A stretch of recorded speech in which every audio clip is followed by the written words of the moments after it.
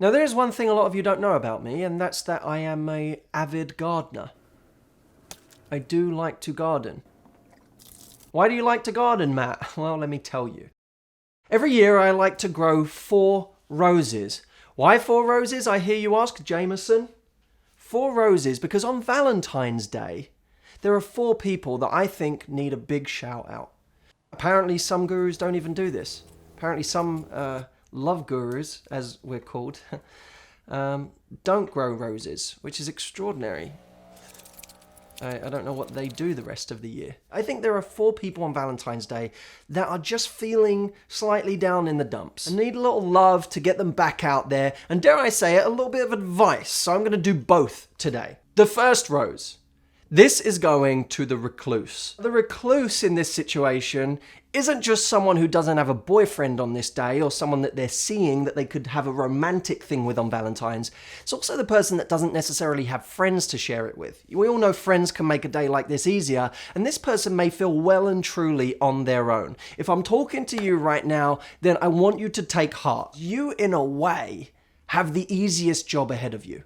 Because right now, a millimeter shift for you will create a dramatic result. If you go into work, let's say, with a box of donuts or a bunch of coffees or something that you can hand out to everyone on Valentine's Day and be like, hey, I wanted to give these to everyone just as a little token of my appreciation for you all. Everyone takes one, and of course they're talking about you. Oh, Katie did this. Isn't she so lovely? And when they look at you, you can go, hey, I just wanted to do something nice. Now you'll get talking to people. And of course, when you get talking to people and they start to see that you're actually a very pleasant, fun person, they'll start to want to invite you to things. They may not happen straight away, but it's the beginning of the process of starting to engage more with other people in the human race. Rose number 2.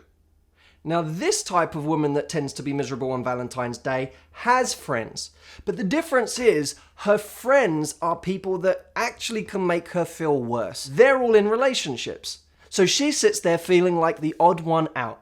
What can you do, lady number 2? Firstly, we all know Valentine's Day is a day where you can just have it as an excuse to give love to whoever you want. Whether it's your mum, whether it's your brother, your sister, your family, your friends, whoever. Give love to the people around you and be that person that just has a great spirit on a day like today and isn't affected by worrying about what everyone else is doing in their relationships. You're okay being single, you're going to enjoy it, but you're still going to give love anyway. Secondly, go out of your way to do something a little fun and flirtatious for the person you do like. Now, it could be something cool. I'm not saying like a cheesy Valentine's thing. You could go out and buy a little bottle of whiskey, go out and get a bottle of like a little Maker's Mark or something. This isn't sponsored by Maker's Mark. Go for a Woodford Reserve if you like. Give it to him and write a little note saying, just in case I'm the only person who recognizes how cute you are today. Now, it's really sweet and it's really kind of lovable, and it doesn't necessarily feel like it's an overly serious thing. It's just a nice thing you did for someone that you happen to like. Rose number 3. Now, the third type of person that might be miserable on Valentine's Day is the person who has no freaking idea if they're in a relationship or not.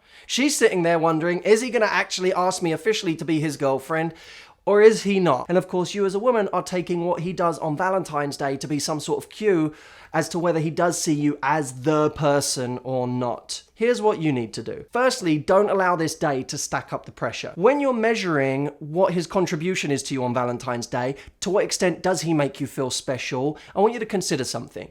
You always have to take someone in the round. You always have to look at what is the pattern of this person. If he's a prick 6 days a week, but then on Valentine's, he decides to go out of his way for you and do something really nice, which very often the wrong guy will. He'll double up on Valentine's Day. Don't make that like, oh, he's so sweet. I guess he's a dick the rest of the time, but on Valentine's, he was great. Don't do that. If he's an amazing guy who just happens not to give a shit about Valentine's Day, don't rain hell upon him for not doing something amazing for you on Valentine's Day. Not everybody cares. You have to take someone for who they actually are in the round. If he knows it means something to you and he doesn't do anything, there are 2 things I want you to remember. Firstly, you may take it as a cue.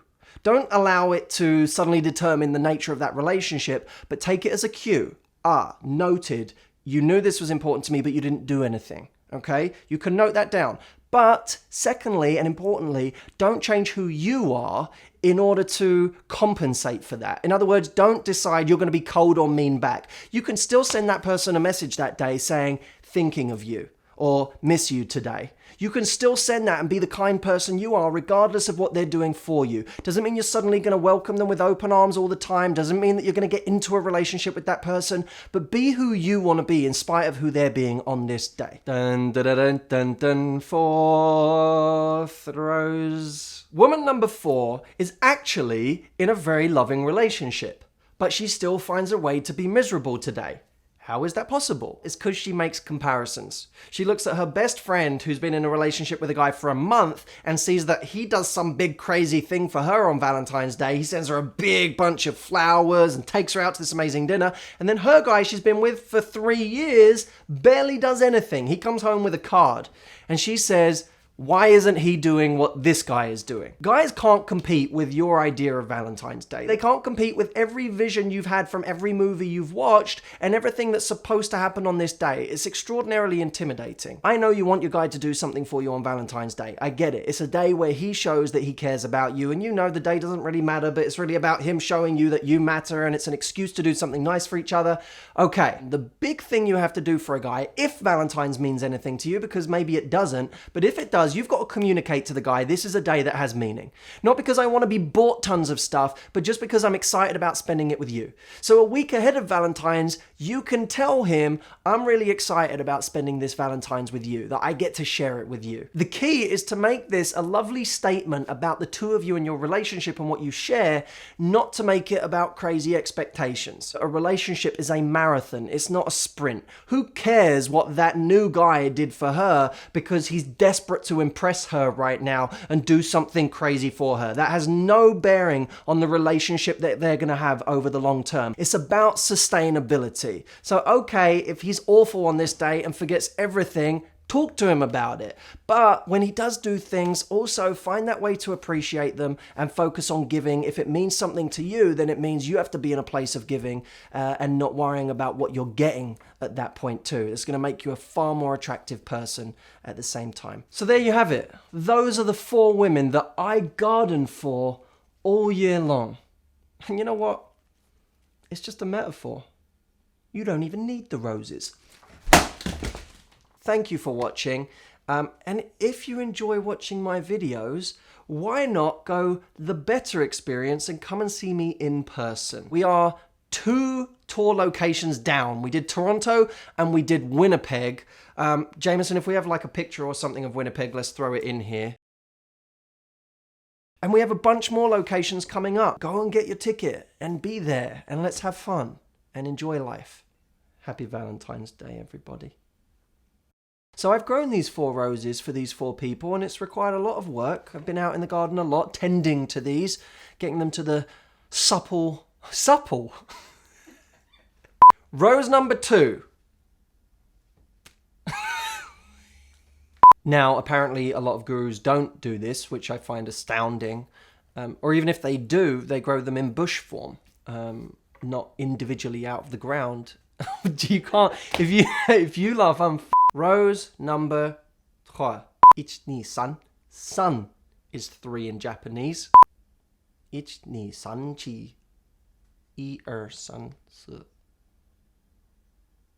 Sorry. If I'm talking to you right now, listen up, girlfriend.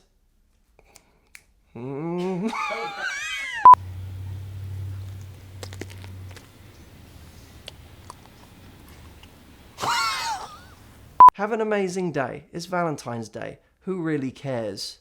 But, you know, kind of care. But, you know.